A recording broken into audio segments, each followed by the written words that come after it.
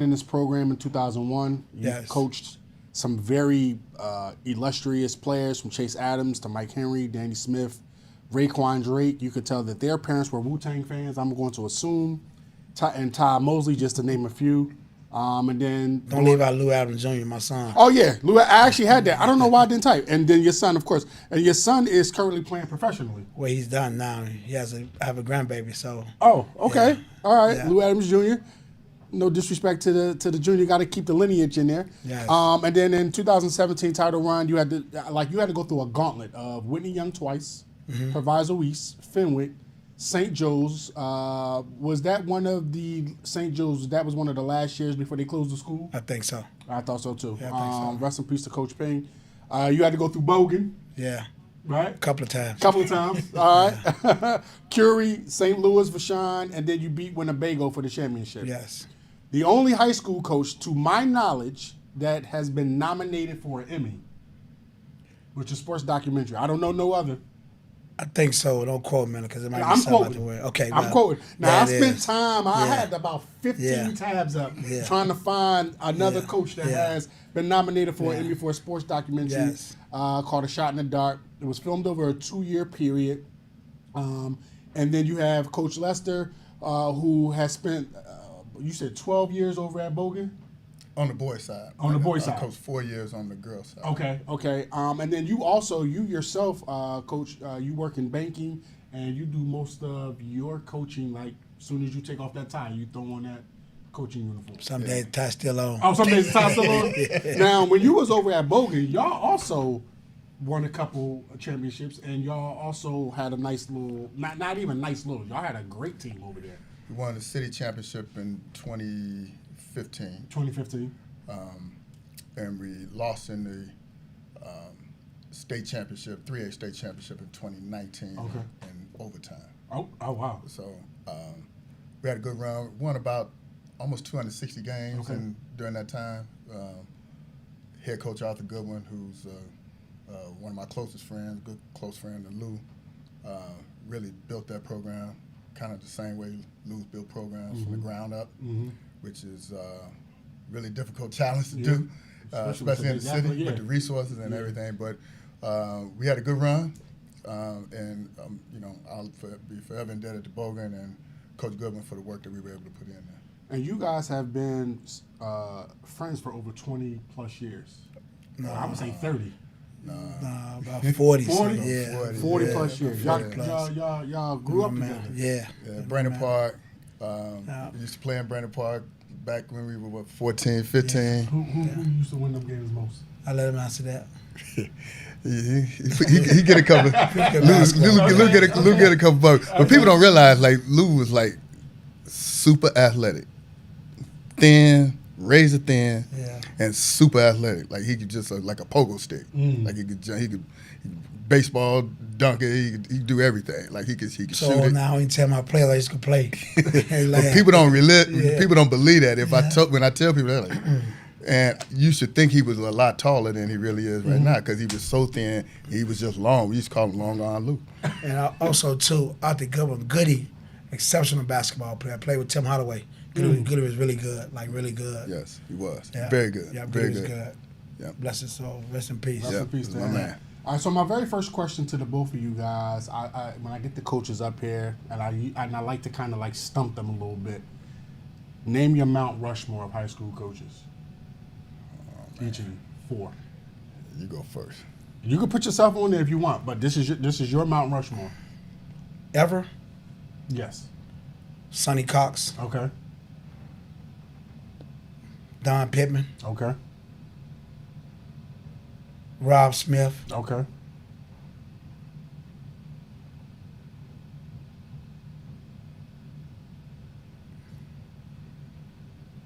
Luther Bedford. Okay. And I know I'm missing people, but those are the guys that did a lot for basketball, and I'm forever indebted to those guys. I used to watch a lot of I grew up with a lot of guys that went to Robeson. So Coach Redmond, I think, was there back then. Okay. He always had some really strong teams, and just really similar because we come up in the same era. Right. So those were the teams. I think was the coach at CVS. I'm drawing a blank, but nonetheless, we got a very similar list because we come up in the same era. Gotcha. So there's a lot of respect for those guys. Okay. Talk about the lineage of players that you both have coached. Who was your favorite, and who took the longest to buy in? And I know it's a little difficult to say your favorite because you're supposed to say as a coach, "Oh, everybody's my favorite." I know that's supposed to be the jargon. I know for me, and most people gonna think I'm gonna say Michael Henry, and Michael Henry was pretty good when I played for the Grizzlies. But I had a guy on my team named Michael Taylor. It's you can't even name the stuff that he did that made us good. And he's probably my favorite basketball player and favorite person. Like Michael Taylor was Michael Taylor. Okay. Yeah, he's the Dennis Rodman of my team. Okay. My era. So Okay. I would say Michael Taylor for me. Okay. What about you, Coach Leslie?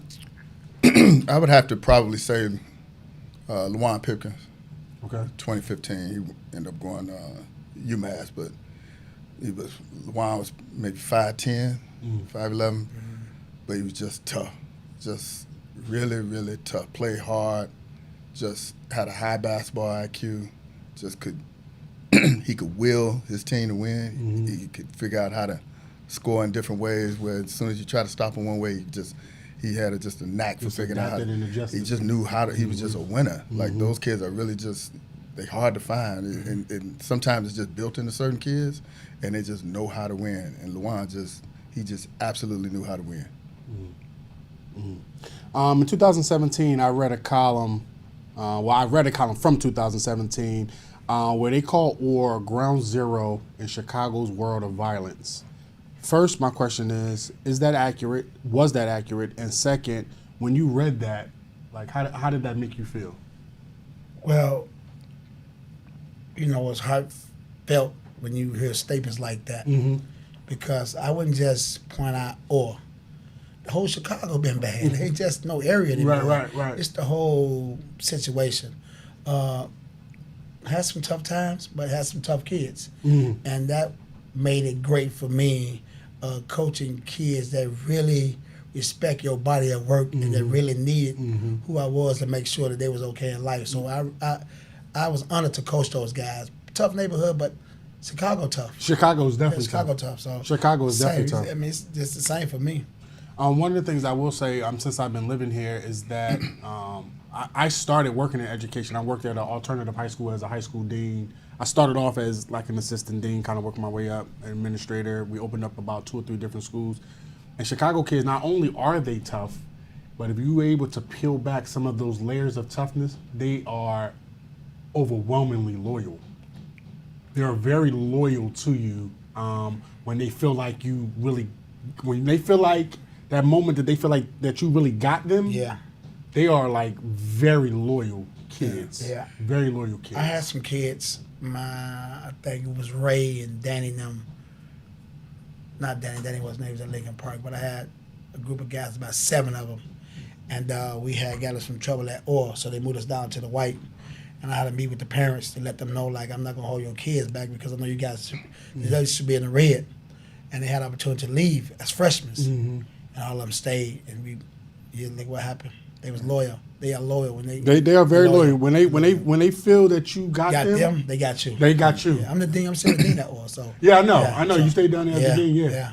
And so being down there, still working, and then coming up to Rich Township, like what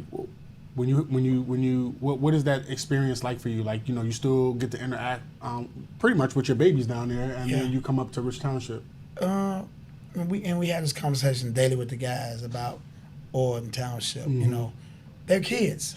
They're kids. It's different neighborhoods, but they're kids. So it's not too much different. Kids are kids for me.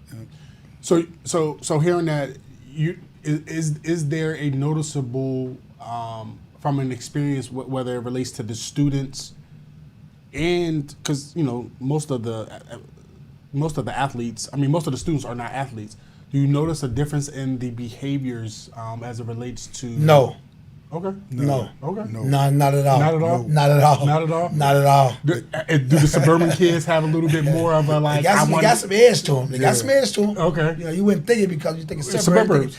No, it's not the case anymore. But some of them kids, is it fair to say that a lot of them players, students, kids, they coming from backgrounds is like, well, why y'all acting like that? Like, there's no need for that. They listen to the same rap music. They sag their pants the same way. Okay. They wear the same earrings.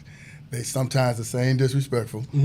There's no difference. The only difference is the kid in the suburb can walk home and don't really have to look over their back too much versus the kid on Pulaski that's got to look over his back and might have to have something in his pocket. Right. It's a difference. Right. So until they, I don't know that, and I'm not trying to, I understand. But until you actually in that real heat and that real fire, everybody think that life look good. It look tantalizing to people. Yeah.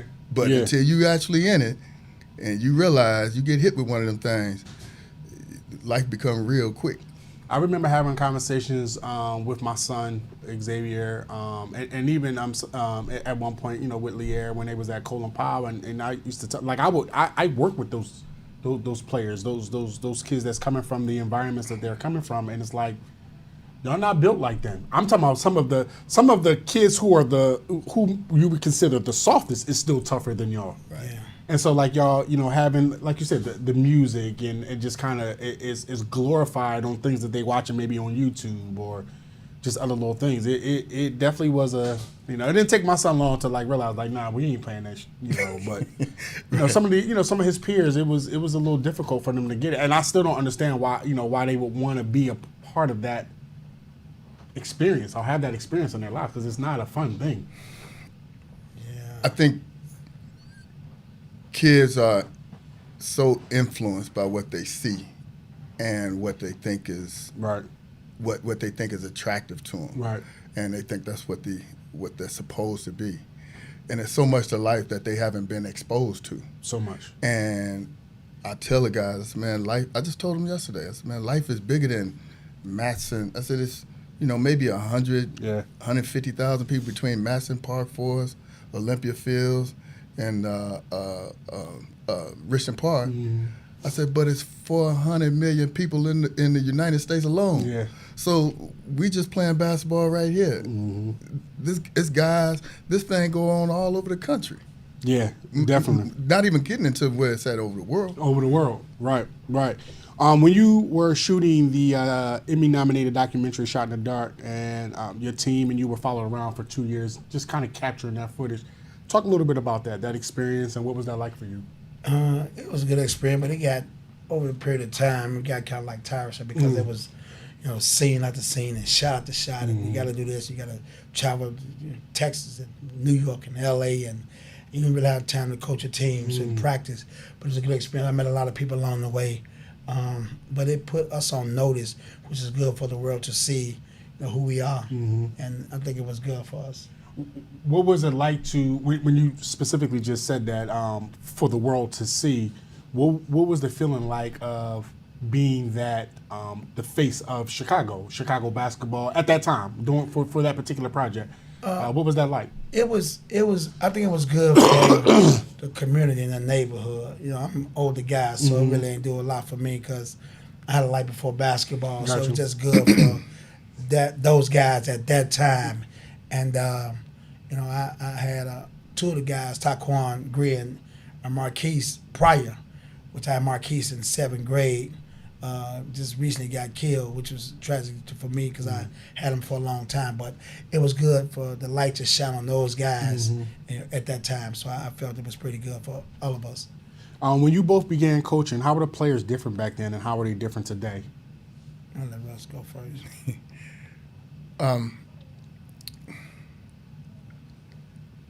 Social media was just coming on when, 20, 25 years ago, close to 30 years ago when we started. So you didn't have all this extra stuff going on around your team, around your players. People had to come and know you in order to get with you. Right. And so today, people can send text messages or people can see footage and things start and bubble up and you're like, where did this come from? But people, so you don't have that engagement. The other part from a competitive standpoint, kids wanted to play against each other. They wanted to compete against somebody that they didn't know from another area, from another school. But now they all play together. So they all play together, which, to whatever extent is okay. But that competitive rivalry that you look for, that friendly competitive rivalry that you had, it, to me, is somewhat diluted to a certain degree because that's a good word. Everybody friends. That's Everybody friends. And not that being friends is nothing wrong, but the competitive edge that you need in order to play the game at the level that is required to be successful, it doesn't always resonate because it's hard to develop that edge, that competitive edge that you need in order to get grimy and really kind of mental aspect of what kids need to focus in and do it. Yeah. That part of the toughness, we didn't necessarily have to coach too much. You had to coach it now. Yeah. You have to coach it now. That's my boy. We going out. I'm gonna see him at the club in 2 hours or whatever at the party. But right now, I need you to be locked in. You don't like him, so I can get the best out of you. Yeah. I think for me, parenting. Parenting is. I was gonna touch on that. I can imagine. I was gonna touch on that. I can imagine one of the parents coming up to Bob Hambrick talking about their son and playing time. I can imagine. Are you telling Sonny Cox about playing time? I can imagine what the conversation would be like. Parents are more involved, which that's your child, and you're supposed to be involved. But let the coach let them be coached. For us, toughness these days, the kids back then was more tough. You can talk to them and be okay. You say something now, they ball up. You got to get them to that level where you can talk to them and make sure they get keep playing hard.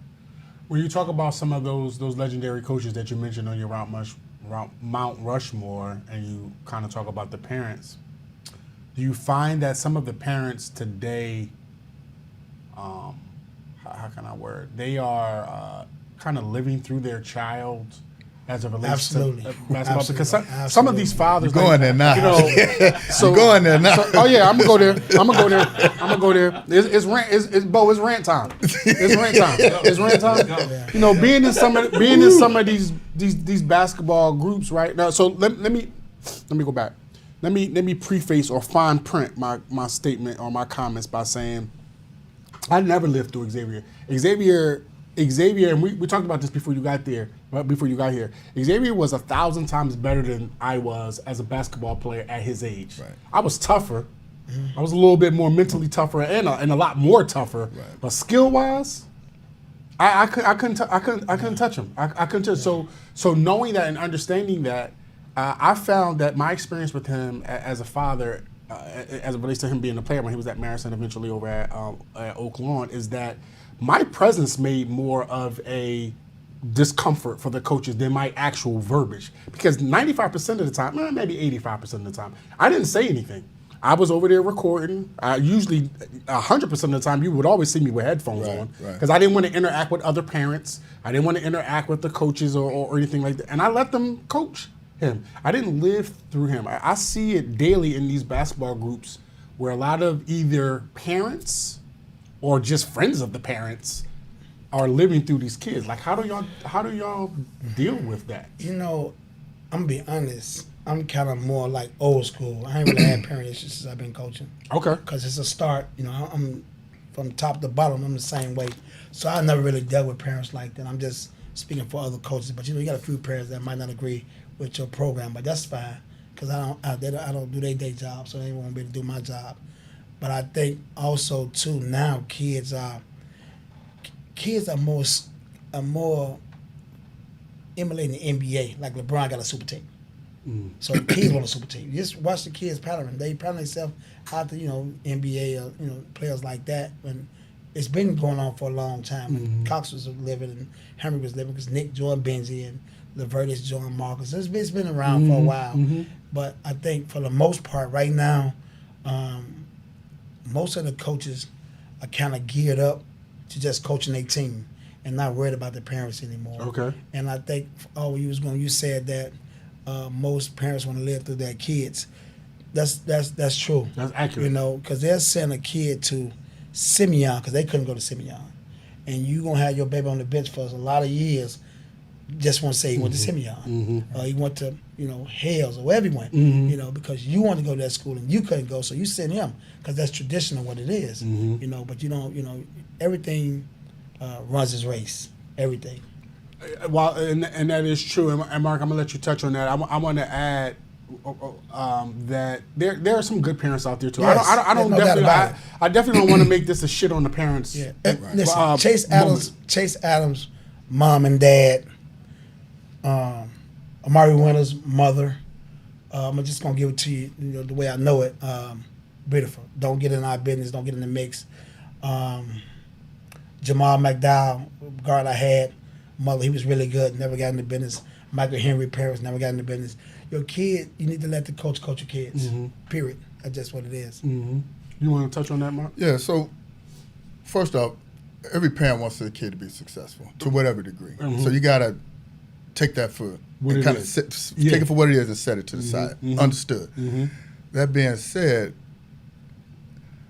if you believe in the coach, if you send them there for a reason, because you believe in them, you got to let them go through the process.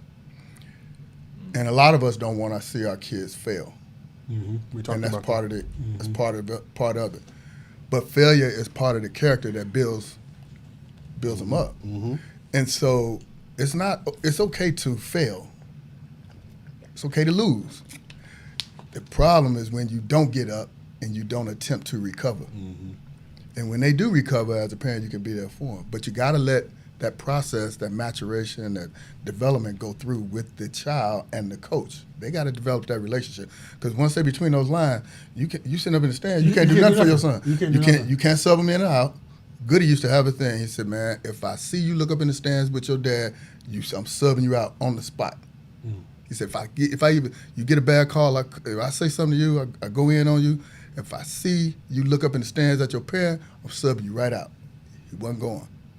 That's just it. Like, I run this. You don't like it, you take your kid and you can go. Yeah. It was pretty clear cut. Is there a noticeable difference in the parents of the city when it comes specifically to what we're talking about in the suburban kids? We talked about before you got here, Coach, about how a lot of parents in the suburbs are parents who have been able to manufacture themselves to a better lifestyle, and you could throw that against the wall and kind of filter that however you want when I say a better lifestyle. Yeah, but that's a good question. But most parents in the south suburbs want their kids to be coached hard. Okay. They really want you to coach their kids. They just never had that, except for a few coaches in the suburbs. I'm not gonna call names, but parents want you to coach their kids. Okay. And you can't be soft on your child, because when you get to college, and that's the ultimate goal to get your kid to college. No matter about state, city, or whatever you do, where you rank that, ultimate goal is to get your child to college. Whether it's Division I, Division II, or Division III. Let's just get them to college and go from there. Most of the parents, again, in the suburbs, they haven't really been like that. They want to be coached. Okay. And that's why we've been halfway successful, because we're able to coach their kids. Okay. Right. Okay. I got to be honest. What's the first thing you guys noticed when you got to Rich Township? Like, what was facilities? I've read that. When y'all walked in there, because I think the school itself was about a year or two removed from the facility being completed. Right now, I literally live around the corner from Rich Township. When y'all walked into that facility and y'all saw it, take me through that day. When I first seen it, I first saw it, I was overwhelmed. With the facilities. But I'm super overwhelmed by the support of our administrative team. Like, unbelievable. Unbelievable. But not to say that when I was at OR, I got you. I had a great staff that made me who I were, because and I just going to record for saying that, anytime you got an administrative team that support what you do, you're going to be good. That's why Rob was good at Simeon. That's why Todd Slider's good at Whitney Young, Mike Oliver, Goody, me, we was all good because we had an administrator that believed in what we were doing. So once you got that, You can move. Okay. It make it easy, man. Okay. But the facilities out there are unbelievable. Like, it's unreal, and you marvel because you know where you've been. Mm-hmm. You know what I mean? Where you coming from? Yeah, where I'm coming from. Do you think the trajectory of your legendary career would have been different, good or bad, if you had facilities like that throughout your entire coaching career? I don't know, man. You can get, you know. It's a lot of what ifs. Yeah, it's a lot of what ifs. I got you. I respect that. That made me tough too, as a coach. Ooh. That made me tough too, as a coach. Okay. And I didn't mind going through that. Okay. You know what I mean? I'm from Tunica, Mississippi, so I've seen this before. Okay. Coach always said, I saw this video before. So, I didn't mind going through it, whatever I went through. Because it made you tough. It made me tough. Okay. It made me believe in my skills. Okay. What I got to do to support my team. I think that's very under. It didn't, and it's similar. Right. It didn't really bother me. You know what I mean? Because in that moment, you're just trying to succeed, and we built that program from ground zero. Mm-hmm. So it was, it was glorifying for me. And then you get most coaches, again, don't knock on nobody. Let's get an already made family already. I already got a cousin, brother. Mm-hmm. It's already made already, Mm-hmm. But how many coaches can really go make a program? You can write them down. Build a program It's not many. from zero. It's not many. Zero. You could probably count on one hand and might maybe get to the second. Yeah, I always tell, because Mike Oliver's one of my good. We always talk, and I talk to Rob, and I talk to I was calling Tyrone Slaughter. We was roommates. He mentioned that. He mentioned Tyrone, that. yeah, I always, we hit and miss, but because everybody on their own schedule. But I talk to him like in the morning, 5:30 to 12:30 at night every day, 5, 6, 7 times a day, period. And other coaches, we might hit and miss. You know what I mean? Because again, everybody on their own lane. But I'm gonna talk to him, get his how you feel. Again, but back to that really made me who I were building programs. I built one in Inglewood too, identical same way. I just missed it by a little. So it don't bother me, man. It don't bother me. What about you, Mark? When I first walked in, you're looking at the resource and you're like, wow. It's pretty impressive, right? But knowing how to use it with the kids that you had, like we used to coaching, we never had, or maybe he did, I never had 4 and 5 star kids. Mm-hmm. So you spend a lot of time in the gym developing kids. Like the work is the work. It don't matter if you got multi-million-dollar facility or you got a facility that's not multi-million dollar, or it's 80 years old. You got the court is still the same length. The court at Bogan wasn't even regulation. It's still not. It's not regulation court. It's smaller than most courts. So you working with what you got, and you become comfortable in that, and you know how to deal with it. We'd have sophomore and varsity, and sometimes freshmen, all practicing at the same time. I got 40 kids on the court. We doing the same drills, and they got to be able to do it the same way that the varsity players do it.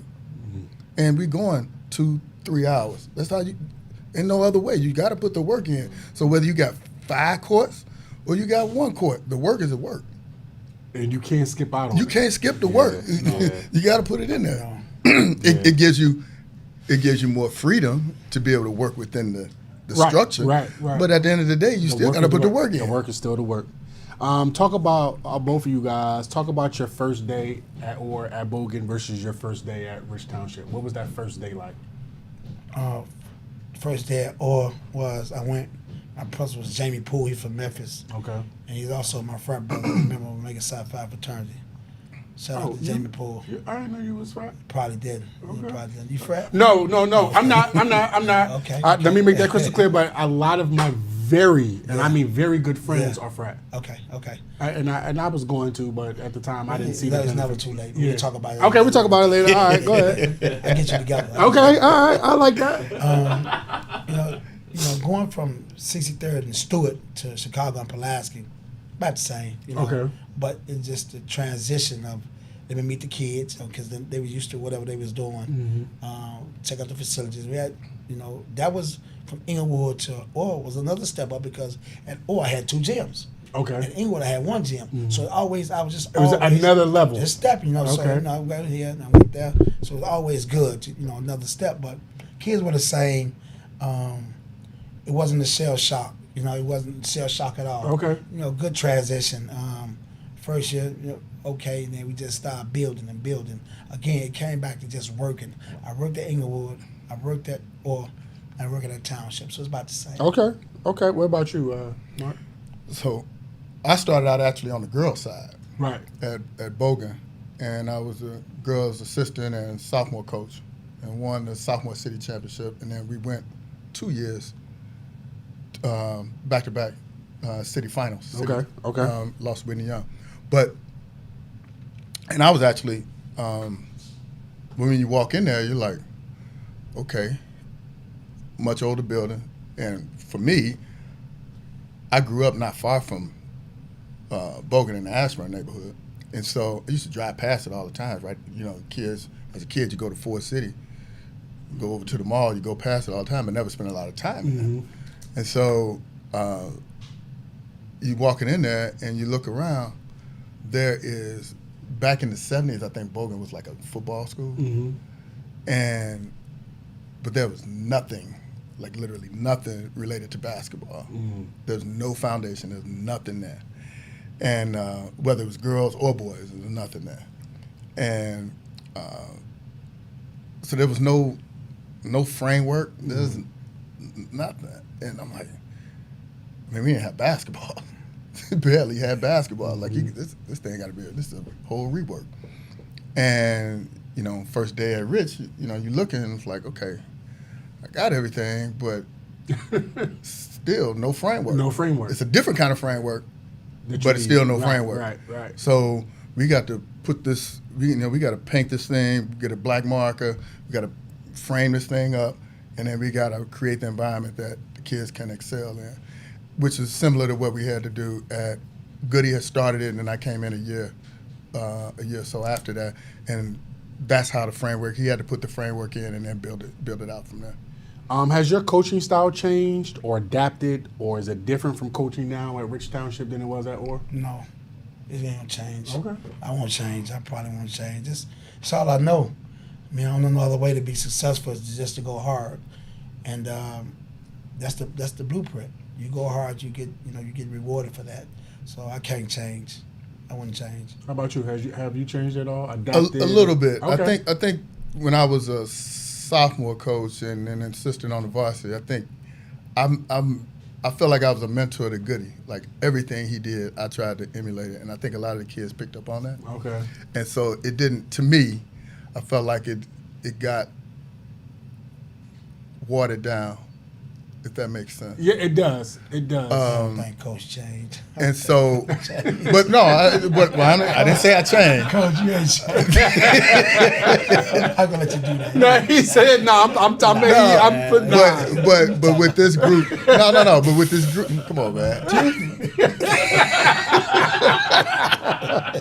Oh yeah, Tuesday a little rough.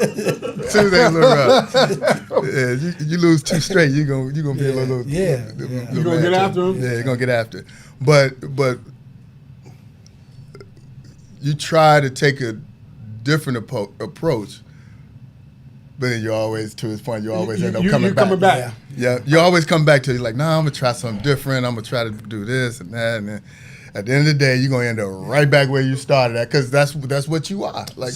So 2 things. One, I'm glad you said that, and I'm glad he said that.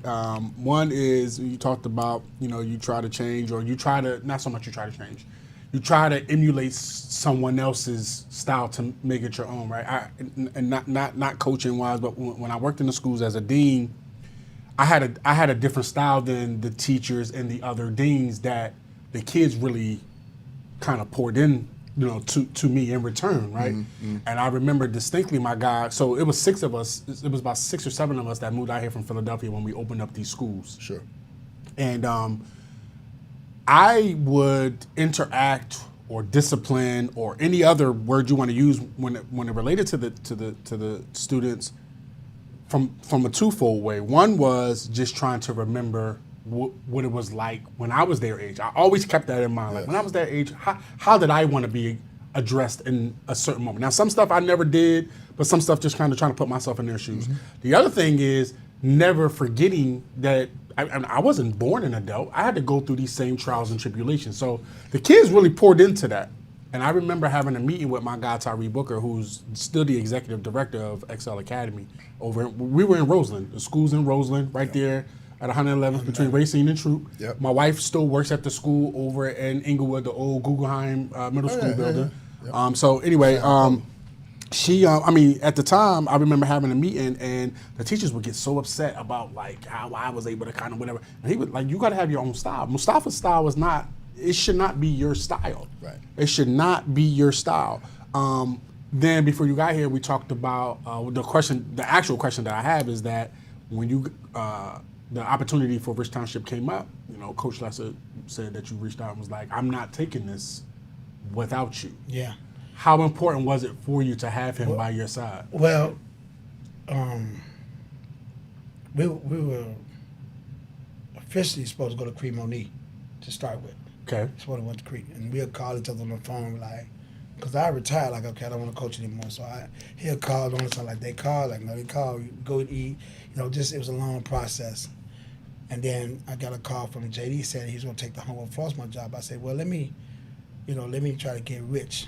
And then when I got it, but I had already said in my mind, like, Russ is way more business oriented than me because I don't answer emails, I don't answer texts, nor phone calls. There's no disrespect to nobody. I just don't. If I see the number, I'll call back. You know what I mean? I know I get back with you.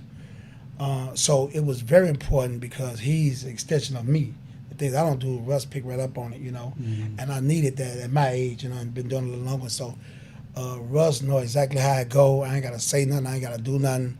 And that was important just to go get this assistant coach. And then he was my friend too. So that made it easier to, trust him to do all he needed to do and, so forth and so on. Same question. How important was it for you that, he reached out and like, I'm not doing this without you? Like, what did that mean to you? It kind of meant a lot. Think about Goody. Him and Goody was best friends. So coaching with him was like coaching with Goody. They operate their teams and manage their programs very, very similar. You ask most of the coaches in CPS, I think I even heard Rob mention one time, there's only two coaches that could have done what they've done in CPS on both sides of town, Goody and Lou. And so to work with him, it was such an easy transition. And he gave me the freedom to kind of come in and frame it up for him and do it the way I know he wanted done, he would expect, in the way that I know it should be done. My job is to make him look good. So all he got to do is come there on game day, he ready to roll. Just coach. That's my job. Like, I got to make sure everybody else on the team, including the coaches, the players, understand what's going on. And so all he got to do is walk into, so Lou can be Lou on game day. On game day. I've done my work previously. Yeah, when I told Ron Coleman, which is chairman and coach of the University of Kentucky, which he been at the ball game today, like he asked me, like, so you got to get a good stat. Who you hire? I said I hired Russ from Bogan. He said that's the best hire at that job that you could have done. And I knew that already, though, because I've been doing Russ. I know the framework that he does. When you hear him talk about, the things that he do, the expectations that you have, the expectations that he has for himself, the coaches, the other coaches and the players, just kind of knowing you, and you already said he's an extension of you. Like, when you hear that, like, what does that mean? I feel good because I trust him. I don't, most head coaches get in their business because they're the head coach, but I don't, I'm not towards my coaches, I'm a little, because I want them to just grow and be who they are. Like I had Navel with me at Lindblom. I had Twin Me and Leo, and I coached quite a bit of coaches. But I saw Kobe was on your staff at Orr. Yeah, Kobe. Yeah, I like Shout out Kobe. to Kobe, yeah. That's my man. Yeah. But I like, especially when you know what you're doing. Like, if you know what you're doing, I got to say something. But you can run this without me even being there, which is more important than anything. Because we got like a lot of boards in the program. You can maintain. We got 4 levels, 2 freshmen and frost out there in varsity. So when you can maintain that, keep them in line, take care of their grades, have the parents happy, it's a whole job. It's a whole job. And Russ did a great job at that. Even when I started, Rob, I learned a lot from Rob when I very first started. The very first time I started, You know, I learned a lot from Rob. I just go to all the games before I start coaching. And I just go to all the games. I sit and watch. I just watch because I first, first came around, I was at Garrett A. Morgan Grammar School, but because I'm, from Stone Terrace, and I wanted to coach with Rob, but he was like, man, you probably gonna get your own program. I just waited and waited and waited, but I learned a lot from just watching. I watched a lot, and I picked up a lot on a lot of things.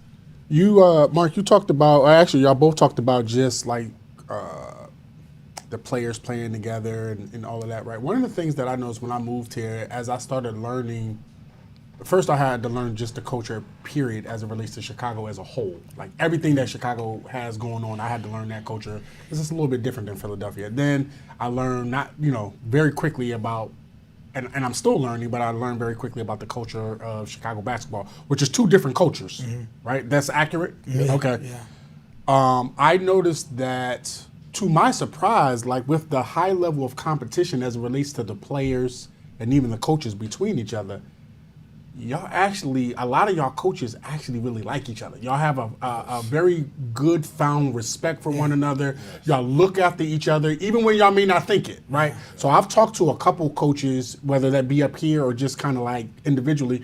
They speak so highly of you. Like I hear you speaking highly of Rob. Rob has spoken highly of Ty. Well, first of all, Ty and Rob are like they're like children together, right? And it was so great to see that, because you think Whitney Young and Simeon, powerhouse schools, they going at it, they hate each other, but they're great friends. All of y'all are like really good friends at the end of the day. Yeah. I would love to be a fly on the wall at like just a little open bar scene, and y'all just all sitting around talking about some of the older days. Like that would be Houston, Ty Street.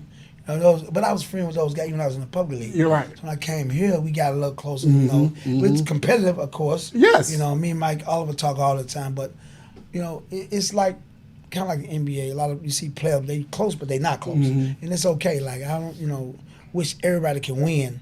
At some point in time, could enjoy, winning the state championship. You wish everybody can have that feeling. Like this remind me of state when you got to talk after the game. I wish all the players. I don't just want to beat Ty Street. I want to be there by our play, but I want them to experience and go down state and because we can't win all the time.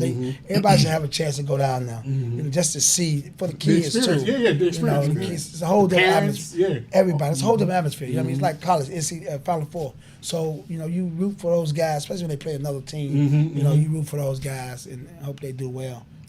Is it strategic? I'm sorry, Mike. I'm gonna let you go. Is it strategic that some of the you guys are in different sections, like 3A, 4A, so y'all don't have to match up to go downstate? Because we're gonna see each other. We were gonna see each other in the city anyway. Okay. Yeah. So it didn't matter. Like in the Red South, you had Simeon, Nick Irvin at Morgan Park, Mike at Curie.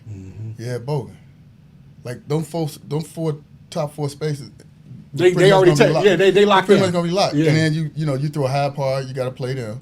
He'll get back this way. But no, I'm just talking about the Red South. But you got Pickett, who's now at Kankakee. He was at CVS, so he gonna coach. You're gonna have to play him, even though you're not gonna walk out of there easy. So them first 7, 8 teams, and out of 10 teams, 9 teams, like you got to bring your heart at it. You're gonna get a game. When Goody passed, Rob was one of the first coaches reached out to me, Lou and Rob. And Rob put something together for all the coaches in CPS to come and he's good at that. Share that. Rob's good at that. He bring the people together. He brings people together. He knows how to build relationships. A lot of the young coaches reach out to Rob and they talk with him. But Dante at Bloom, we used to play against each other every year at Bremen, sophomore. Dante was sophomore coach at Bloom before he got the head job. Houston and I, because Goody and Houston were cool, we see each other, Bankston, we see each other at Proviso West when Hillcrest and Bogan were both at Proviso. So all these, we get between the lines, it's on. But after that, like, man, it's my man. And if he needs something, or one of those coaches needs something, we got it, we'll reciprocate, and it goes both ways. Has there ever been a situation in hearing that, a situation where you are when you're coaching against those guys that you're talking about, and you know, like you said, you know you're gonna get a game. Like, damn, I'm gonna get a game against this coach. But has there ever been a situation where you thought to yourself, you ain't got a name on, when you thought, you know what? Yeah, this is a W. I'm gonna whoop his ass. Yeah, I ain't gonna name names. I ain't gonna ask you to name no names. I'm not gonna ask you to name no names. But you've had those moments. You get those moments. You should have been there. So we just played Thornton at Thornton. Game went into overtime, and he and Ty just going back and forth at it. Yeah.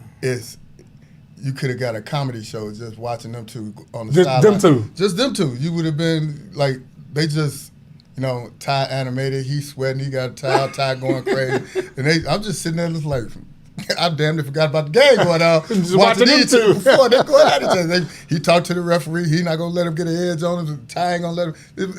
It was actually good high school, high-low coaching, gamesmanship, and high-low Somebody basketball. needs to do a documentary on what you just said. Like, their focus during those high-level games is just focused on the coaches, watching how they interact with each other, watching how they interact with their teams, watching how they're trying to get the competitive advantage with the referees on any different, just a documentary on that. And with the exchange of me and Ty, not one bad word said. All about basketball, having fun. Nothing, just basketball. And I love to hear that because Ty and Mike are my next. I'd love to get them up here.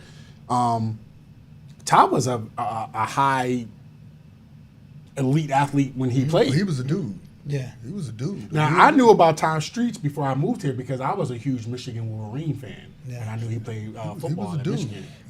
He was a real dude. Yeah, but when people talk about like the Chicago, Both sports. Football, basketball, like him and Jamie Brandon name comes up a lot. Yeah.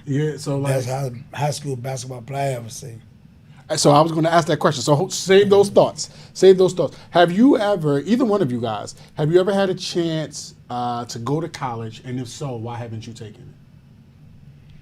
Well, for me, I don't even think about college. My life is exactly where I'm at. Okay. I mean, my life is a little bigger than that. To go and try to be away from my family and stuff like that. Now I got a grandbaby, so I mean, I'm settled there, man. Okay. That's good. for the younger coaches to I go got you. and let them do well with it. You know, if I can help one of those guys and recommendation for one of those guys for a college job, I'll do it. Okay. Because that's what they want to do. Right. That's not what I want to do. Got you. Never been. Got you. What about you, Mark? That life, you know, is for, if you come out of that as a college student or college athlete and you want to go right into it, that's one thing.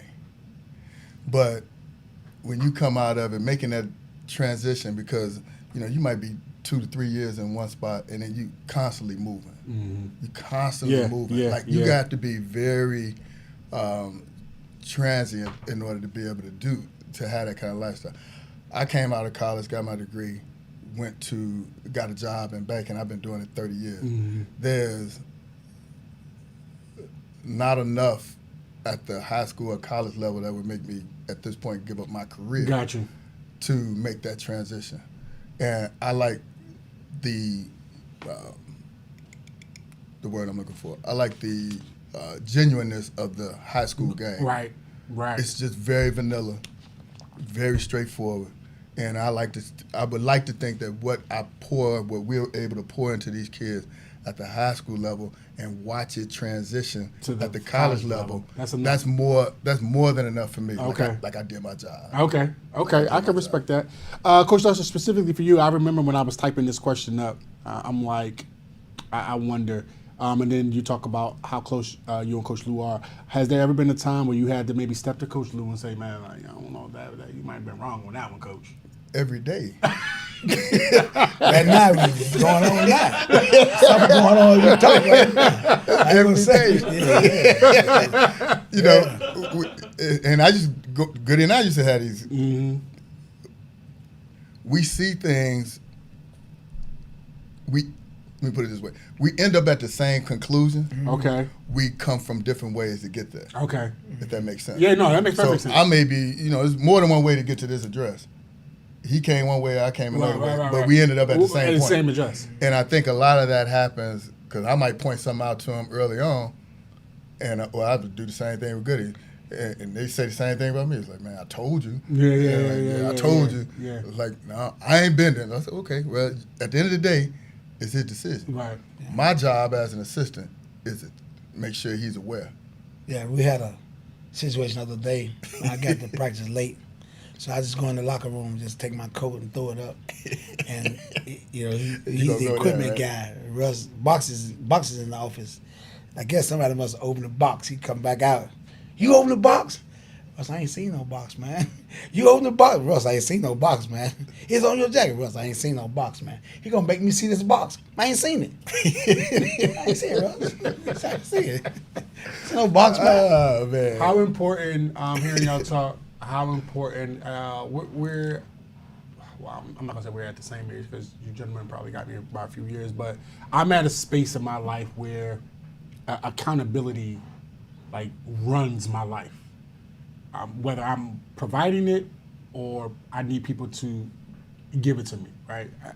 How important is that word in y'all current juncture in your lives? Like just being accountable for yourself, for your family, and then towards each other, which subsequently means towards your coaches and towards your players and expecting in return. How important is accountability?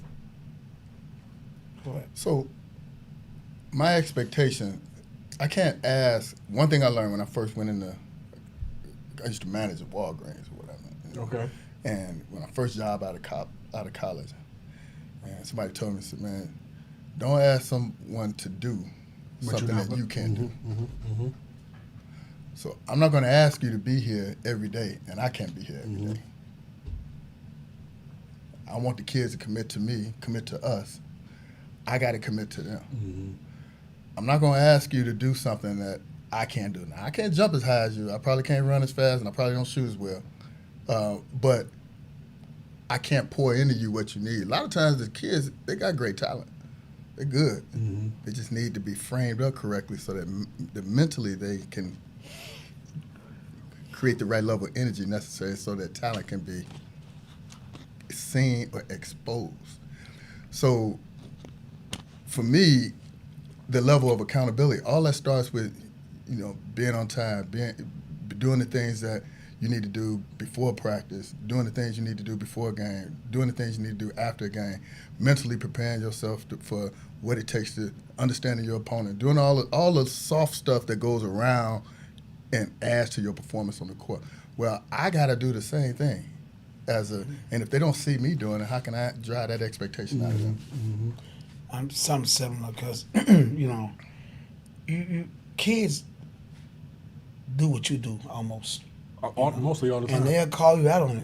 Where you been, coach? Or where you, even someday coach you late, so accountability is everything with us because, again, kids emulate and do what you do and they ask a lot of questions about, certain situations. And they know when you know what you're talking about. They do. Do you guys think that the Chicago high school basketball needs a shot clock? Yes.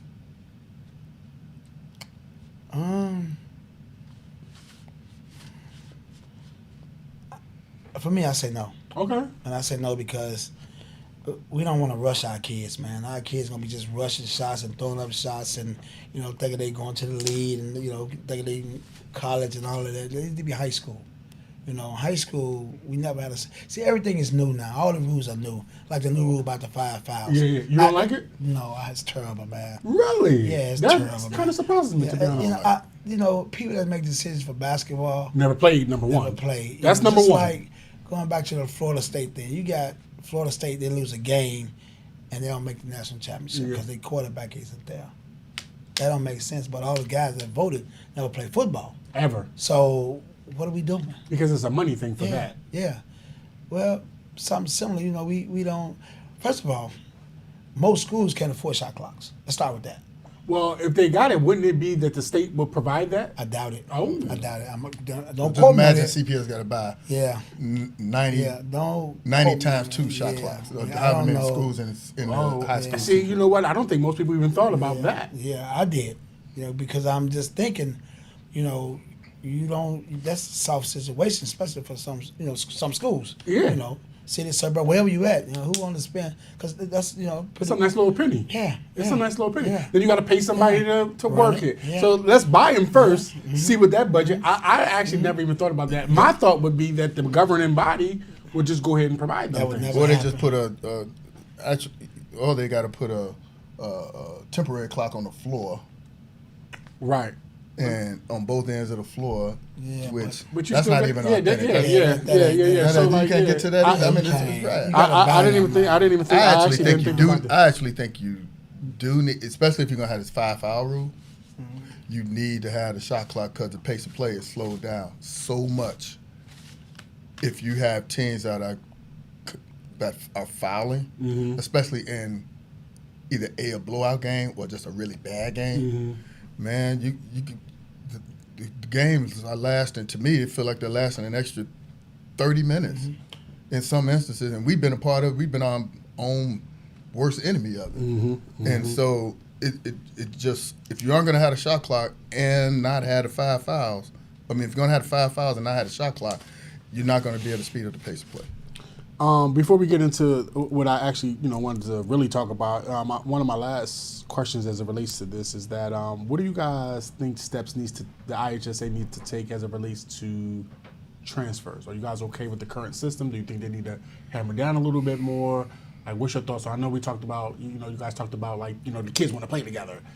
In some cases, the kids just want to go to a better situation. At least they think it's a better situation. Right. What's your thoughts on the transfer?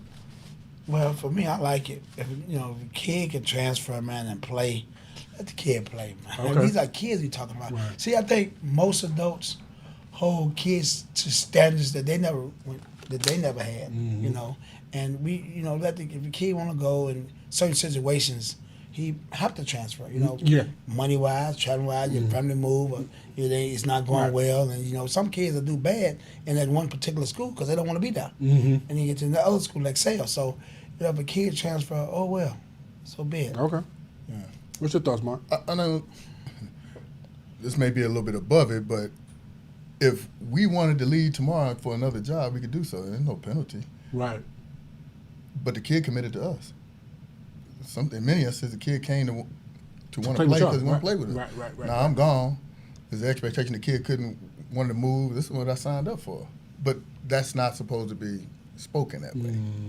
But it's a reality. It's a reality. It's the reality. Come on now. These kids are coming because of me. We're not going to play around. And they know that. Right. Yeah. And so nobody says anything about the volleyball transfers. They never come up. Nobody says anything about the other sports that transfer, swimming, baseball, the other sports. Nobody talks about those transfers, right? That's a good point. So is it just you singling out basketball and maybe to some lesser degree football? Or is it... And let's go deeper than that because both those sports are dominated by us. You said it. Man, I'm always going to say it. Yeah, I know you are. I'm always going to put it out there. Both those sports are dominated by us. Come on now. Keep it a buck. And baseball is right there. There's a lot of international players in baseball, but those two sports are dominated by us. But you only hear about it because football and basketball are constantly in the media.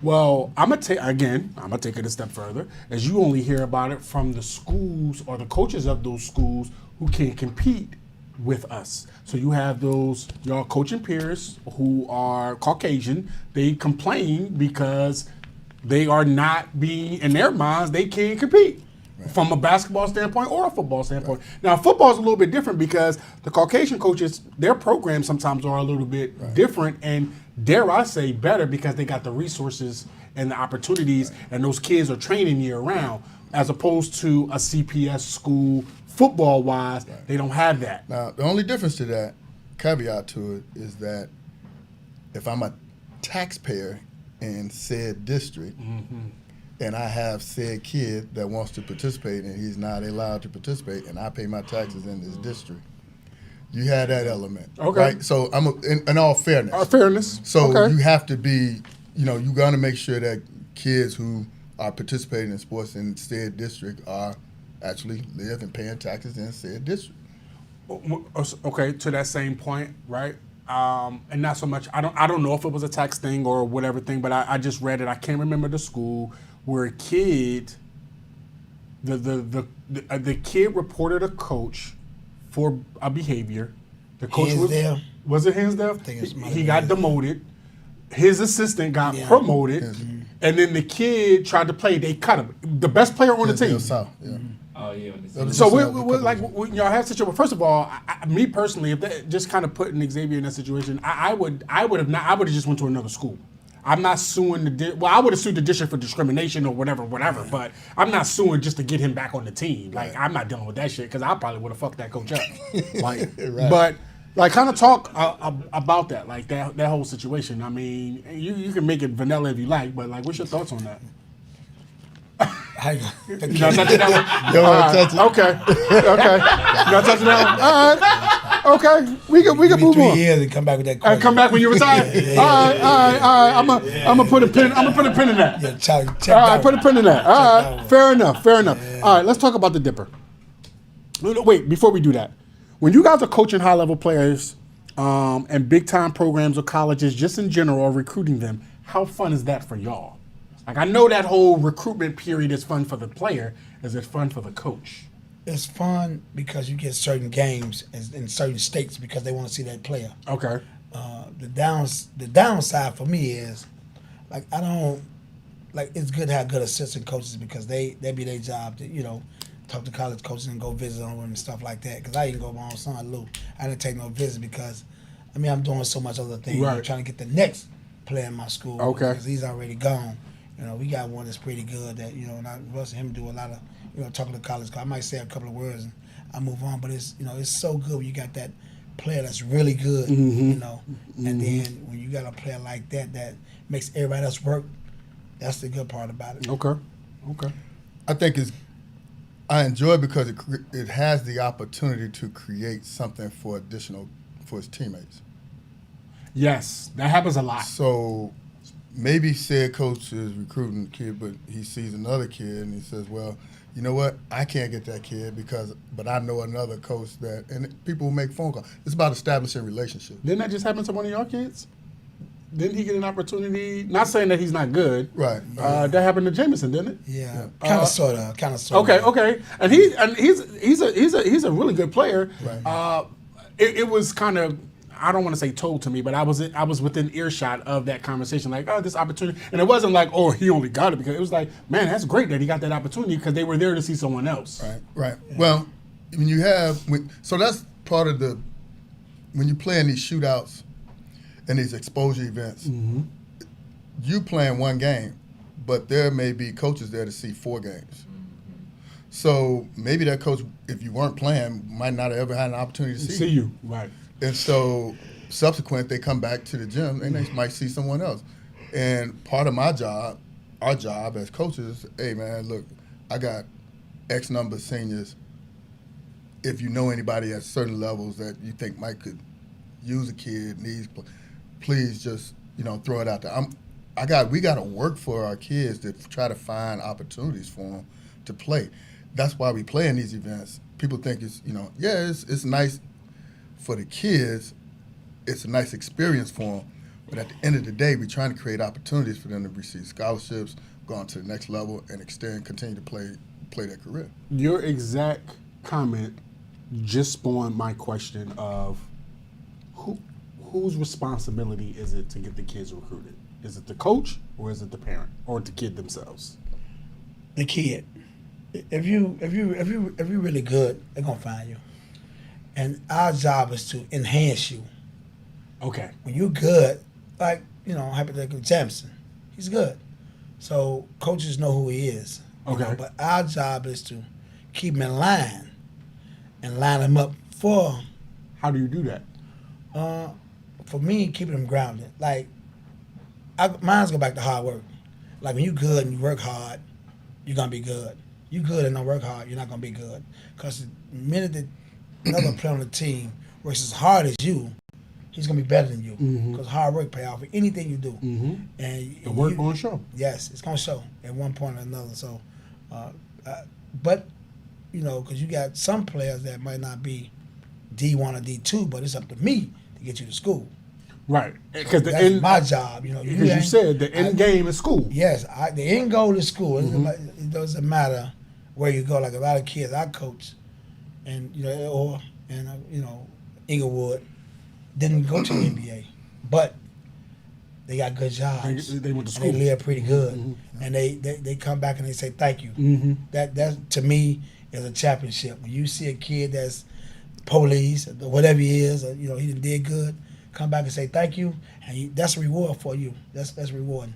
I only ask because just my experience as a father as it relates to Xavier, which was kind of the seed planting of creating exposure runs. Number one, just being an outsider. Number two, I felt like Xavier's not being given an opportunity, not bitching and complaining about it, just kind of doing something. But when he was at his two respective high schools, 3 years at Marist and then his last year over at Oak Lawn, I make no bones about his initial freshman to his junior year, up to his junior year, his coach and Tim Trindle, I felt like it was a complete waste of my fucking time over there. A complete waste of Xavier's time, I should say. And then when Hines came in, Hines did, he did a decent job of trying to get Xavier, some looks. But I also felt, if I'm being fair, if I'm going to big him up, I also felt like more could have been done. And so I felt like I did a lot more of getting him out there, videoing and reaching out to coaches, but staying in my lane. I never wanted to do too much, and I never wanted to hurt his chances, if you will. He eventually, got his opportunity, and of course he got hurt before because he going into his senior year, he started off on a tear, and then he ended up getting hurt 8 games in. He's now over at Indiana Tech, which is one of the top NAIA schools, and he's redshirting this year. But my point to all of that is just based off of what you were saying. Just I always felt like more could have been done, with all due respect to Coach Hines and Coach Rhodes. I felt like more could have been done with the relationships that they may have had with some college coaches. That was his senior year, you think? Yeah. Was we at Township then?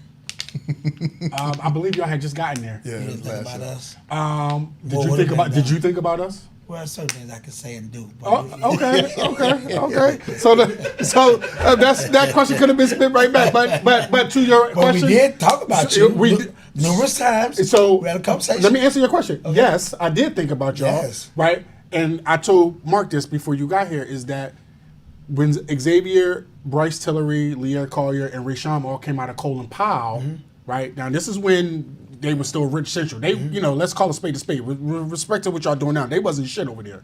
But that was their feeder school, and that coach made no effort to get them there, right? And I always wanted the four of them to play somewhere together. I felt like they were the next coming of Dante and Christian and all of them.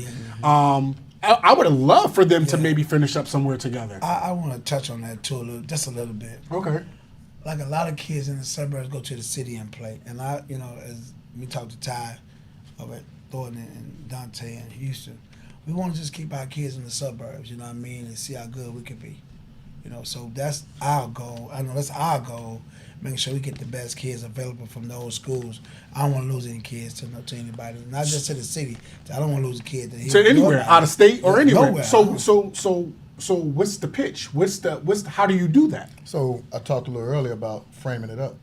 You love that word too. That's about the 8th time you use that word, and I love it too, by the way. Because you have to have a level of structure and discipline that's fair for everybody, and it's an environment. We think we are creating an environment that every kid that come in the program can excel in and benefit from. So no matter if you are an elite high school basketball player or you are we got kids that call us because they got issues and at home, and they will say, "Coach, just being part of the program is saving me." So I need to do for that kid, this frame, this picture needs to fit everybody. It's got to fit him and be. Maybe he won't go to college and play ball. Maybe he won't be, but maybe he can go to. But I tell the kids all the time, everybody going to college. Just everybody what you're going for. Everybody not going to college playing basketball. Yeah. But you can take what we are framing and up apply for you. It anywhere. You can apply it anywhere. Yeah. I said the person you talking to, your teammate, might be the next CEO that you might be looking for a job. But also too, and we got guys on the team that that's not good. But they're a good kid, got good character, so we'll take him anyway. Mm-hmm. You know, we got time, we got patience for a kid that's no trouble, that's not good, that want to be a part of something. You know, just not the best basketball player. And we'll take you. We'll take you. All right, let's talk about the Dipper. It's in its 50th year.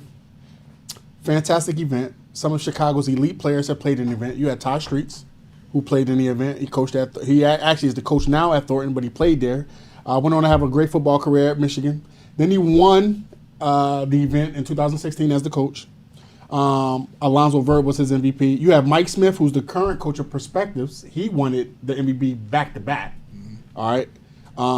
In 2000, 2001. Then you have the point guard in Jerome Randall. You had Tyler Eulis, who won the MVP. Adam Miller won the MVP. DeMarco Minor. Like, this is one of the elite events during the holiday events, if you will, right? And you have some other ones that you guys, I guess you can say you can kind of compete with. Why is the Dipper the best of them all, in your opinion? If that is your opinion. Well, right now, I think they got the best teams in the Dipper. They got Okay. the best players. Okay. They got the best players in the Dipper. Okay. Which means, which means an elite tournament. You know, to be its 50th year, it's been going a long time. So when you get teams like that, like you got Merez, and you have to, because Ty could have went anywhere and played. Thornton could have went anywhere and played for the holidays. So I take my hat off the time, thank them for coming because even home with Rushmore, they haven't been in a while. They're pretty good. Yeah. So those guys to come back, says a lot about their character about the South Suburbs. And I got to tell them to thank them. Every time I see them, thank you. Thank you. I think, go back to the framework is there that teams want to come in and be a part of it. Now, Don Hillcrest was at Proviso West some years ago, and then they came back. A lot of teams, and as I went back, I didn't really realize the history till I went back. You really think of it. I mean, they had teams everybody from St. Lawrence to Shepherd been in this. Yes. Been in there. So I mean, it's literally almost every team in the South Suburbs had one at one time or another been here. Yep. And so from a history standpoint, whether teams transition in, transition out for whatever reason, we think between the athletic administration and what they've done to the facilities surrounding the Dipper, it allows people and teams to want to come in and really want to be a part of this thing. And that's what will drive this another 50 years if everything is framed up correctly and the success level of the tournament continues. The crowds were great last year. I think the crowd's going to be great this year. I think the crowd's going to be amazing. I think every session is going to be full. Yep. I think the championship game last year with Hillcrest was standing room only. I was there. And so, there's tons of great security. You got great concessions. You got great facilities. You got they want to host people. They want to take care of you. It's an inviting atmosphere. Everything you need in order to run a great tournament is sitting right there. And you don't have to go a whole lot. You don't have to go a long way to do it. Right. You can do it right here. And we started getting calls about teams that want to come, but now we got to almost like we got to start developing a waiting list. And that's a good thing. That's a good thing. Yeah. But the real the administration, they need a big hand because they have totally invested in the product. Yeah. And I think now they're going to start reaping the benefits. Well, not just the administrative team, not just basketball. They in every sport and they they doing what they're supposed to do. They've been good to everybody, so you can't say one bad thing about the administrative team. I had a conversation thanks to Mark and helping us be able to be a part of the Dipper. So last year was my first time being there. I had never been to there. So the Dipper, even the Classic, Xavier never got a chance to play in, which really pisses me off when I think about his high school career. Right. He never got an opportunity to play in some of these events against some of his peers. And that really pisses me off. Like I feel another rant coming, but I'm going to chill. But I came last year, and so now to be a part of it this year, like it really means a lot. But, kind of just to your point, what you just said, part of the conversation that we had with y'all AD, Steve Diversity, is that he talked about all of the sports as it relates to Rich Township, how his role, his vision, his ideas to include all the coaches in the respective, is to have all of them being like the shine of the South Suburbs. Like, and it wasn't like that 4 or 5 years ago when Zay was, because did I think about you? I didn't give a shit about Rich Central at the time when they was Rich Central. So in the last 2 years, they got a new AD. Yes. A new head boys basketball coach. Yes. A new girls head basketball coach. Yep. A new football coach. Yep. They built and I may have the numbers wrong, but I'm not too far off. They got a $30 million brand new football stadium with a huge jumbotron. You got a $800,000 new field house, 3 courts, indoor track, sand pit, rock Crazy. climbing, brand new weight room. Basically gutted the inside of the main gym and Baseball rebuilt it field, from the inside out. field. Holds about 16 new baseball field, new softball field, new tennis courts. Them taxpayer dollars going to work. Whatever you have at the FAC Fine Arts campus, which is FAC, you go over to STEM and Central, you got a mini version of that. So if things get, I never heard of, you got so many sports now, it's hard for us to get practice time because you got so many sports. I mean, you got 50 girls on the Palms. You got a girls wrestling. I didn't even know girls wrestling was an IHSA sport. I didn't know it was either. Exactly, but he got 10, 15 girls there. Everybody's working, and the resources are there. We just gotta bring it on through.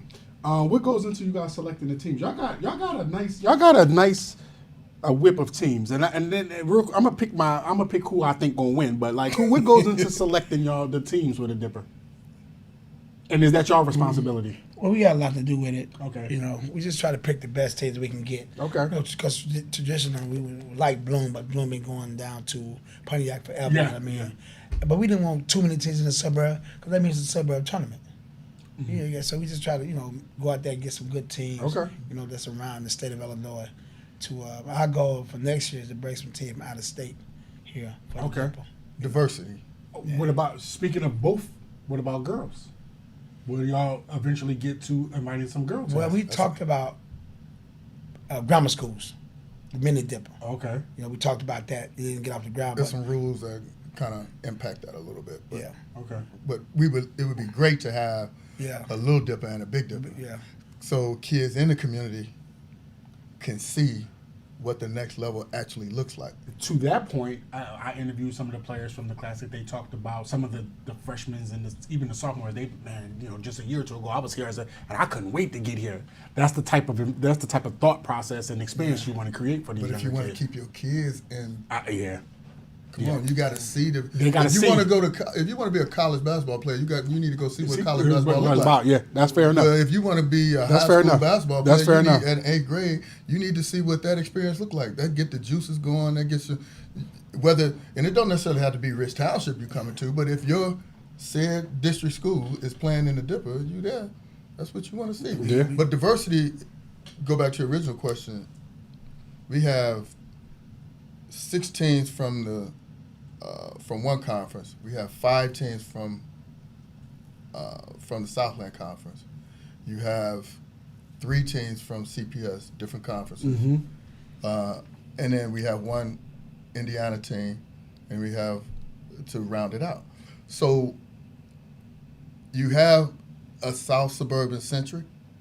You get a little mix of teams that are up and coming with some good coaches and good staff. So they're going to be good. So you're actually looking to build relationships and establish relationships with programs that are going to be up and coming. Who's to say that in 2 years, the team that you thought was coming out of the white division in CPS building, coach first year, second year, and now he's got something. So you want to create diversity in what you establish, and it's hard kind of managing all the teams because you don't want a team playing somebody that's in their conference. Right. So that becomes a little bit of a challenge too. Right. All right, so you got Thornwood versus TF South. I'm taking Thornwood. You got Eisenhower versus HF. Just to fuck with Mark, I'm taking Eisenhower. That would be tough. That would be tough. I know. I just want to fuck with JD and Mark. Yeah. I'm picking Eisenhower. Look at my face, Mark. Westinghouse and Hillcrest. I'm taking Hillcrest.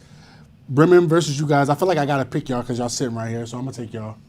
Hyde Park versus Thornridge. That's gonna be a good game. I'm picking Hyde Park. And shout out to Coach Perry on the staff at Thornridge, but I'm taking Hyde Park. And I do these right. I did them before, and some of the coaches that I picked against, they saw me and rubbed it in like, yeah, I saw that you picked such and such. So I like that they do that. Evergreen Green Park and Bishop Knoll. I'm gonna pick Bishop Knoll. And the reason why I'm picking Bishop Knoll is because Evergreen Park was the game Xavier got hurt in last year. So I got a little bit. It's not their fault. Right. It's not their fault, but, whatever. And shout out to my young guy, Keyshawn. Keyshawn Favall. And I forget the coach's name, but his son is on the team. Coach Sexton's building over there. Sexton, that's what it is. He was at St. Lawrence before. I He didn't was know at that. St. Lawrence. Okay. We played him in the state playoffs. Okay. And then he left St. Lawrence, and I believe it was him. I'm pretty sure. Left St. Lawrence and went to Evergreen Park. Okay. So he's a fiery guy, too. Yes. Yeah. Yes. He's a fiery guy, too. Yeah. You're gonna get And some money then for it. you got Crane versus Thornton. Now, everybody wants to pick Thornton for the obvious reason, and I'm going to go ahead and do the same thing. I'm going to pick Thornton. I'm not no dumbass. All right, cool. Last few questions. I want you guys to name your all-time NBA 5 starters and 1 6-man. All time. This is your list. So it could be, you can name all centers if you want, all guards, forwards. Cole, Okay, that's 1. Mike, 2, you gotta say Mike. Elijah Wan, 3, okay. James Worthy, 4, damn. Okay. So on that one.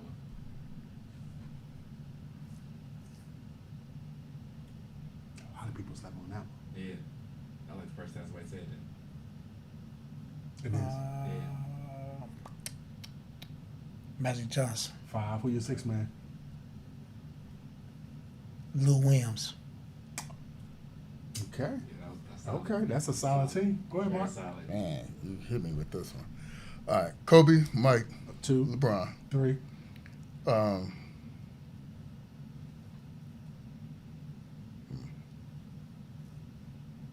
Shaq, 4,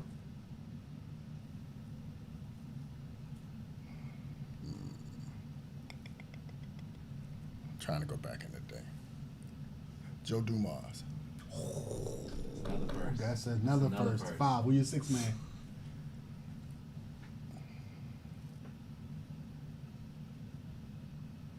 Alex English. Alex English? It's like a game. You always get buckets. No, I'm like, I was knocking that.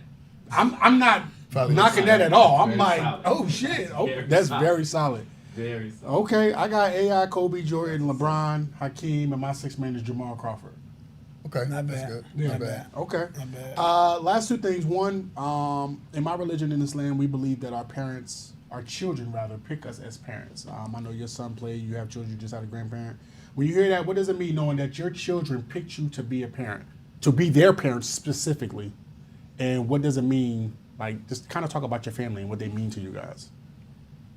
Y'all pour a lot of man hours into other people's children. Yeah, and our kids get lost in the mix. Always. Even with my daughter, we at odds right now, but,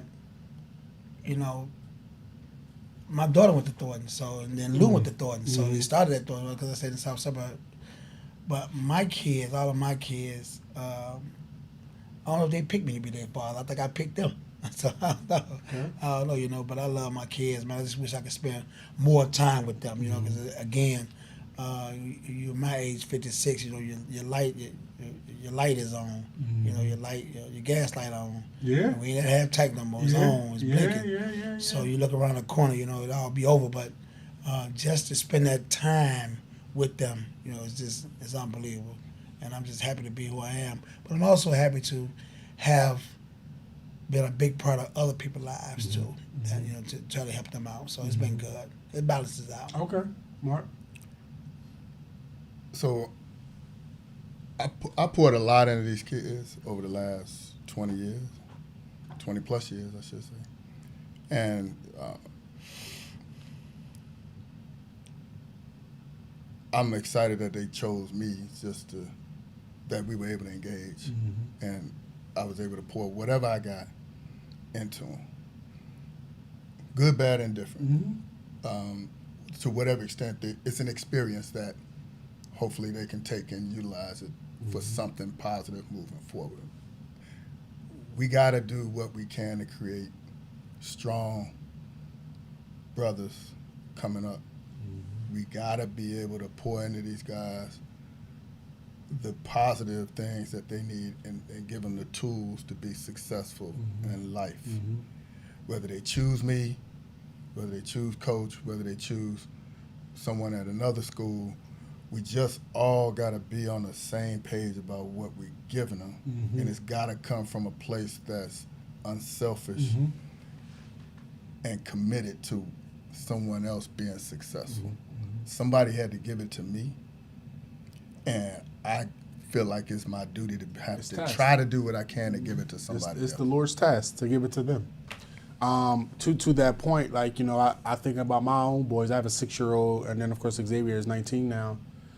And just, you know, and I think about the relationship that I had with my dad, which, you know, was a little rocky before he died, but it got better before he passed. But, like, you know, fatherhood for me is, like, it's a phenomenal experience. Like, I love being a dad. And I love it even more now with Xavier because now he's at that man age, and I can kind of, not that I never talk to them how I want it or just openly, but like now with Xavier, when I do, I could see it's, you know, it's sinking in. Yeah. And just the other night, he came home from school, and he only got a couple days home. He came home, and like, you know, usually Zay is he's very, like when it comes to him and I, he's very hesitant about our relationship, right? And him and my wife, they got a really good open relationship. But Zay, I see him turning the corner of being like, when he texts me sometime, when he talks to me now, he's a little more open. He's a little more confident. And when he's talking to me, yeah. Right. And so the other night we was in his room. I mean, and I'm talking about just the simplest of shit. Like I really, it just does something to me. So we in his room when the night he came home, and we got like this little thing where I always want to go lay on his bed, and he hates like, Dad, get out my room. So we're laying there, and I'm like, all right, just give me 8 minutes. All right, give me 10 minutes. And it turned into like an hour. And now we're laying there, we're talking, we're doing doing the ESPN sport bet thing or whatever. But like just that sample size of that interaction, it just really meant the world to me. And so like when I talk to him, when I see him, I see the changes in his face, I see the changes in his confidence as he's becoming a man. I love being a father. Yeah. Like I love being a father. Small things. It's very small things. Small things. Very small. And then you talked about our light being on. Like I've been very mindful of, because a lot of people our age and younger, you know, the Lord is calling them. Yeah. And so like you don't know your time. You just don't know when you got to pick up that phone and answer that call. And so like I'm very mindful of that. Just preparing him for life after me. Yeah. What that should look like, how he should be. The framework. I can tell you, like, Goody used to do this thing when he was big on kids that had bad habits, because he grew up in Robert Taylor, so he's seen some everything. And we had a lot of kids from the low end, from that area. That's where he got a lot of kids from. And they would all come over to Bogan, because he was very well known over in that area.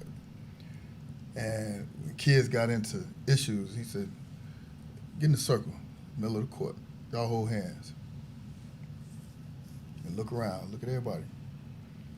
He said, if you keep doing the things that you're doing, when you come back in 10 years, I can tell y'all to get in the same circle. Somebody's not going to be here. Somebody's not going to be here. Yeah. If you don't change your life and some of the things that y'all doing. So as coaches, it's hard for kids to relate to some of the things that we're trying to pour into them, because you can't reach as a coach. We were just talking about this. Like, it's hard when you can't reach a kid. Oh, yeah. That's the most hurt thing, because you're pouring so much into them, and you know the things that they're doing are going to lead to a path that they may not be able to recover from.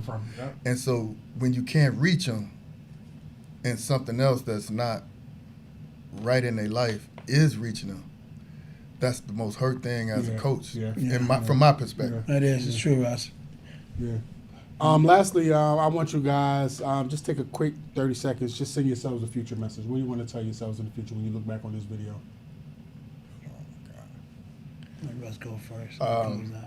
You know, I'm really thankful for the opportunity. There's not many people that's going to be able to say that I'm probably the only one that'll be able to say that I coached with both Goody and Lou. And that's an experience, and it's been a hell of a ride. I think for me, you know, just knowing that the end is near, and you have those moments some nights, you know what I mean? Like, you know, you just know, like, I gave everything I had to this game. I didn't cheat at all, especially when it came to kids. I gave every ounce that I had, you know, sometimes losing sight of my kids and my future, my plans. I gave them all I had, and I am not even mad about any part of it. No regrets. But I gave it all I had, and that's, you know, part of being, part of you being who you are. When you give all you got, and you know you left it out there, and that's the good part about it. I definitely want to thank you, gentlemen, for coming up, coaches. You know, just let me say something. Oh, sure. We have a new program called the Junior Raptors. Those are small kids, like 6 to 13. That's going to be part of our program coming up. Okay. So we're going to launch that program pretty soon. We'll come back and do more about that. Oh, please. Junior Raptors. Please. Open door invitation. And I want to tell you, thank you for what you're doing. I was going to ask you that, like, just kind of talk a little bit about, like, what we're doing, you know, just the Exposure Runs platform and your thoughts on it. So the work that you're doing has been so desperately needed. Like, everybody assumes the basketball world is a small community. But without platforms like this, people see us in gyms and see us doing the stuff that we do, and maybe people don't think we're approachable or don't know who we are. People make assumptions about who you are until they hear this type of conversation. And, man, and then you get a different perspective about it. And so, you know, I'll just be honest, when we first got the job out there, people said, man, that ain't going to work. Wait, his style of coaching, that ain't going to work out there in the suburbs. All that kind of stuff. I heard it all. But platforms like this allow people to come into view, develop relationships, maybe that they probably wouldn't, and tear down walls that they may not have otherwise been able to get close enough to understand. And we just genuine people, man. We just a couple guys just trying to coach the ball, man. We ain't, you know, Very. That's all. We just a couple guys just trying to coach the ball and trying to help some kids. And if ain't nobody else gonna do it, we gonna do it. Right. Yeah. And we appreciate you for allowing us to come on the platform. Anytime we can help you with your platform, whether that's through the school, the Dipper, otherwise, personally, whatever way you think we can be of a resource to you, from my perspective, I'm sure if coaches, feel free to use it. I appreciate that. I definitely appreciate that. Nah, I appreciate that. You know, again, like, you know, moving here and as I started learning basketball, you know, the basketball culture, you know, you guys, you know, you and, you know, Mike and, you know, Nick and Rob and Ty and I don't know why his name is escaping right now. Y'all just kind of spoke about him. Mike Oliver. You you guys are like larger than life, right? But then when you get a chance to sit down and talk to you guys, it just does something to you because it's, you know, your character and how y'all talk and, like, you know, just kind of picking your brains on some of the experiences that y'all had and coaching. Like, it's like, man, these guys are But just to have fun though. Yeah. You know what I mean, like, yeah. Like we was just in DC last week with the boys. You know, just having fun, man. You know, I just tell the boys it doesn't matter, just have fun. Have fun, because it's very. Think about this. It'll be going. How many times you come outside and just really laugh? Not often. Not often, man. Not often, because the world is really making exactly. So you gotta take those moments, and I'm sure. And we have some point in practice, one of those boys make us smile or laugh. Like every day, somebody gonna see something or do something. That's important. You know? Yeah. No, I really appreciate that, and thank you for y'all time. I know y'all got a game. I appreciate y'all the opportunity just to kind of, you know, sit and talk to y'all. Man, like appreciate for having us. It really it solidifies the platform having, you know, coaches like you guys on. So thank you very much for that. We're looking forward to Tuesday. Like I can't tell you, super excited. I don't know if I should say this or not because I'll tell y'all off camera what I'm gonna end up having to do. Cause I gotta make some moves. But anyway, let me give my shout outs to my guy Bo Harris, my mom producer over there with AGN Plus. My guy Numerex, Derek Ellison, those guys were very Tyree and Derek were very instrumental in me even starting this entire thing. Ryan Foran, who is my co-founder of the Shoutouts Showcase. I definitely got to give a shout out to the Rich Township AD, Steve Diversity. Like he really took care of us. Like I definitely got to give him a shout out. His energy was infectious. His vision is very HD like. So like Dr. Thomas, Shank, Superintendent Matt Shank. Yeah. Oh, Shank. Yeah, he definitely spoke about Shank. So shout out to them guys. And I made sure to write this down this time. My boy. I made sure to write down. I want to give a shout out to SVI Sports Ventures International, Anthony and Grant Leach. They are our sponsors with the Billboard, our apparel. They're doing a lot of great things down in Indiana, but also here in the Chicagoland area. They do our uniforms when I do the Shoutouts Showcase. So I definitely want to shout them guys out. I didn't want to forget them this time. You did great. All right, I appreciate that, my boy. All right, on that note, there's been a couple people on the chat throughout. Shout out to Justin. He's been throughout the entire Coach Perry, Kirby Dorsey's been on here. Mr. Hill's been on here, so a couple people been on here. Somebody was on here. I actually was about to snap on their asses, but I'm gonna chill on that shit. Anyway, so we'll see you guys on the next episode. Appreciate you guys.